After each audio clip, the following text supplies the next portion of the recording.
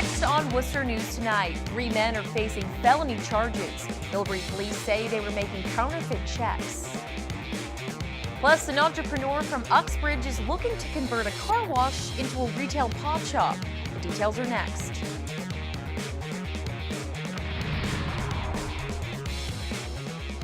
Good evening, I'm Anna Botari. New tonight, surveillance video shows the assault of a man police say was stabbed in the early morning hours Tuesday. Video caught on surveillance appears to show the man being attacked by a large group near the area of Main and Oread Street. Worcester police say the 27-year-old victim was stabbed several times.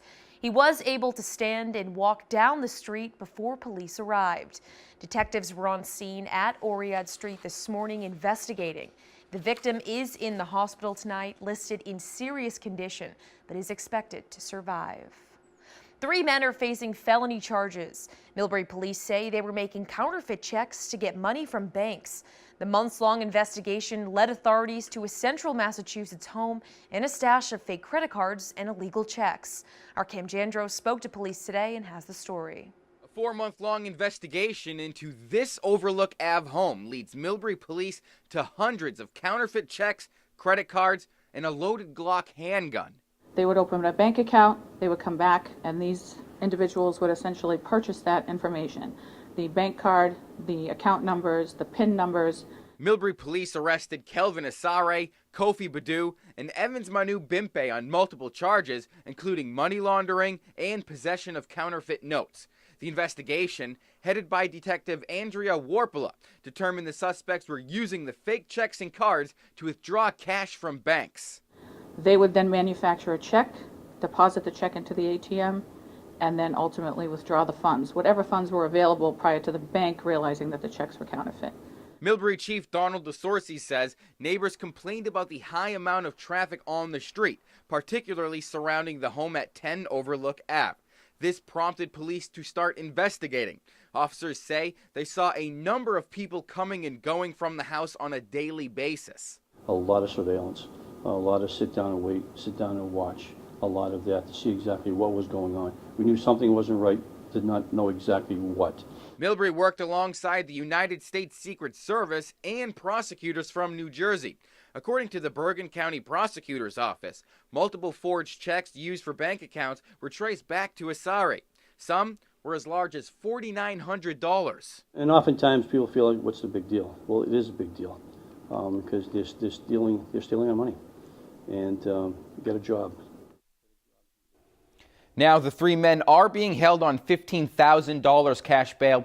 Chief DeSorcy says he does expect additional charges to be sought in the near future. Anna? Thanks, Cam. A woman of color has filed a complaint against the WRTA, claiming she was not picked up by the bus because she's black. In surveillance footage, the bus driver can be seen driving past the woman standing at the bus stop. A second bus, driven by a black man, would later pick up the woman at the stop. Surveillance also captures both bus drivers allegedly having a discussion on the issue. The incident took place last September. The woman filed the complaint with the Massachusetts Commission Against Discrimination. The WRTA says they're not really sure if discrimination took place. All of that is speculative. I don't know any of that for a fact. What I do know is our driver passed the woman by, and had the driver followed the procedures and pulled up to the stop and said, "You want to get on the bus?" and she said, "No, I want to go on the next bus," none of this would have happened. The WRTA says the driver was reprimanded for driving past the woman. The punishment has not been handed out for any racial discrimination as of yet. Worcester is making changes when it comes to holding contractors accountable for completing city projects on time. The city added new language to all street resurfacing contracts. It limits a contractor from working on more than 3 streets at a time. DPW Commissioner Paul Moosey says in the past, they've allowed as many as 8 or 9 streets in contracts. Moosey says the change comes after complaints about projects not getting finished in a reasonable amount of time. Complaints from the city council and the public that at least in the past couple of years, some of these streets have been in construction for kind of an inordinate long time. So our hope is that that will help reduce that problem. Moosey also says if a company doesn't start a street within the contract's duration, the city won't pay for it and will remove the street from the contract. He says they're also working on a new webpage to put the status of all potential projects. An Uxbridge business owner is looking to open a new recreational marijuana shop in town, but there's a twist. During your visit, you wouldn't have to leave your car to make a purchase. Barry DeRusso has owned this car wash business in Uxbridge for 12 years. He now wants to repurpose the space as a drive-through recreational marijuana shop. I started noticing when the cannabis businesses came online that people standing in line waiting and thought that there would be a need for people with disabilities, autoimmune deficiencies, cancer, where they can't necessarily stand in line with the public. DeRusso says the way this would work is cars would be able to pull into the shop, this door would drop down behind them, they would complete their transaction and then leave out the other side. There's still a stigma about cannabis, so people don't want to necessarily go in public because of positions they have or jobs that they may have. So they want that privacy. DeRusso has a community host agreement and says it would be a benefit to the town. There's a lot of money to be made in this industry for the communities, and we have a lot of businesses in here. A lot of us just plan on working within the community, so I would purchase my product from someone within the community and vice versa. DeRusso says there is a business in Colorado who has converted an old car wash into a drive-through facility, so it can be done. The next step now is get all their information to the state in hopes of receiving a provisional adult use license. A biographer wants to put Marshall Major Taylor in the same spotlight as famous black athletes like Jackie Robinson, Jesse Owen, and Jack Johnson. He kicked off his tour promoting his new book about the Worcester whirlwind. Major Taylor was the world's top cyclist in the late 19th century. Author Michael Cranish highlights the difficulties Taylor went through to get to the top of his profession. Cranish says his hope was to put Major Taylor in the same discussion as other black athletes who broke the color barrier in their sports. For these others to come after him, he had to overcome so much in extraordinarily difficult moments. He had death threats, he was beaten.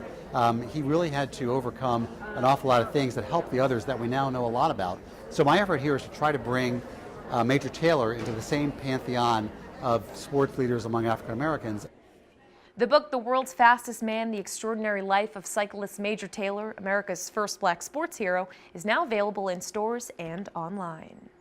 A children's book author is using his latest work to bring awareness to the opioid epidemic.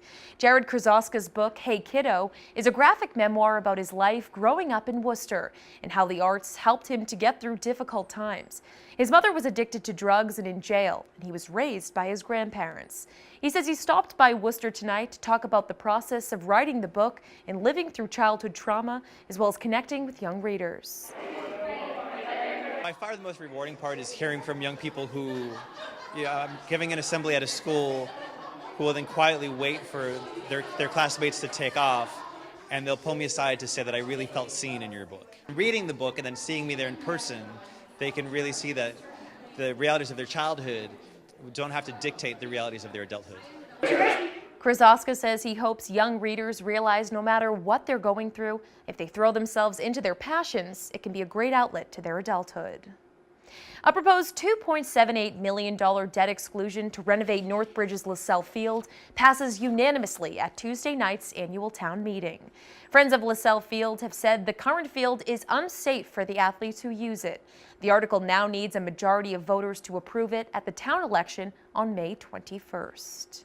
5 women are recognized for their accomplishments at a ceremony at Mechanics Hall this afternoon. All 5 were presented the Kathleen Erskine Award during the Tribute to Women luncheon hosted by the YWCA. The award is named after the woman who served as president of the YWCA's board of directors in 1930 and again in 1960.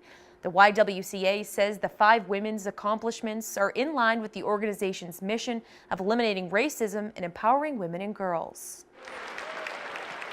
They were nominated by their colleagues and peers, and then a panel of judges selected a recipient in each of the 5 categories: in medicine and science, business and law, government, social services and community, education, and arts and culture.